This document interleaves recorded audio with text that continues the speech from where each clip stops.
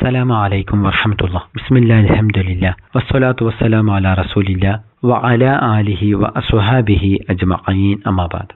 ഏറെ പ്രിയം നിറഞ്ഞ സഹോദരങ്ങളെ, സഹോദരിമാരെ, നമ്മൾ ഒരാളുമായി നേർക്കുനേരെ അഭിമുഖ സംഭാഷണത്തിലായിരിക്കെ സംസാരിച്ചു കൊണ്ടിരിക്കുകയാണെങ്കിൽ അയാൾ നമ്മുടെ വാക്കുകളെ തീരെ ശ്രദ്ധിക്കാതിരിക്കുകയും മറ്റെന്തെങ്കിലുമൊക്കെ കാര്യങ്ങളിലോ ആലോചനകളിലൊക്കെയായി നമ്മുടെ വാക്കുകളെ ഒരു പരിഗണന കൊടുക്കാതിരിക്കുകയുമാണെങ്കിൽ നമുക്കയാളിൽ വല്ല താല്പര്യവും ഉണ്ടാകുമോ?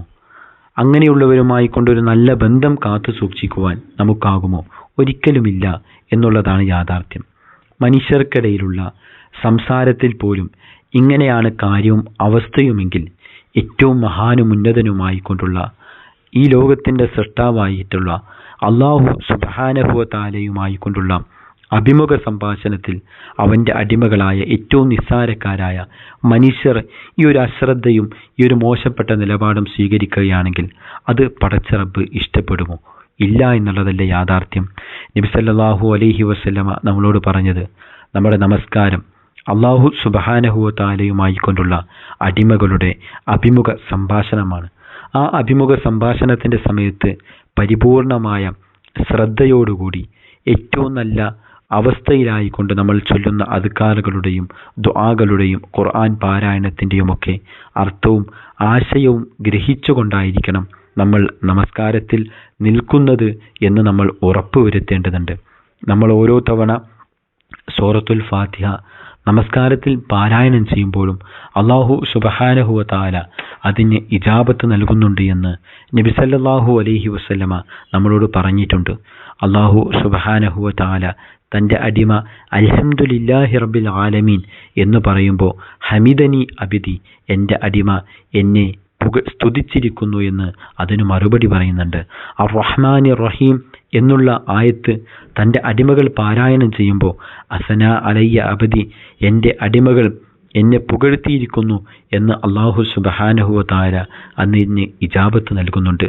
അതേപോലെ തന്നെ മാലികി യൗമിദ്ദീൻ, പ്രതിഫല ദിവസത്തിൻ്റെ ഉടമസ്ഥനായ റബ്ബിനെ കുറിച്ചുള്ള വചനം ഓതുമ്പോൾ മജ്ജദനി അബ്ദി, എൻ്റെ അടിമ എന്നെ മഹത്വപ്പെടുത്തിയിരിക്കുന്നു എന്ന് അല്ലാഹു മറുപടി പറയുന്നുണ്ട്.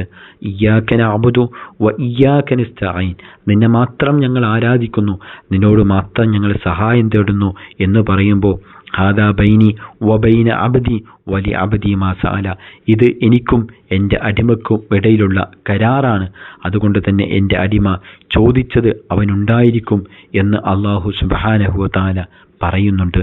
ഇഹ്ദിന സിറാത്തുൽ മുസ്തഖീം സിറാത്തുൽ ലദീന അൻഅംത അലൈഹിം ഗൈറിൽ മഗ്ളൂബി അലൈഹിം വലദ്ദാലീൻ എന്ന വചനം ഓതുമ്പോൾ ഹാദാ ലി അബ്ദി വലി അബ്ദി മാ സഅല, എൻ്റെ അടിമക്ക് അവൻ ചോദിച്ചതുണ്ടായിരിക്കുമെന്ന് അല്ലാഹു സുബ്ഹാനഹു വ തആല പറയുന്നുണ്ട് എന്ന് നബി സല്ലല്ലാഹു അലൈഹി വസല്ലമയാണ് നമ്മളെ പഠിപ്പിക്കുന്നത്.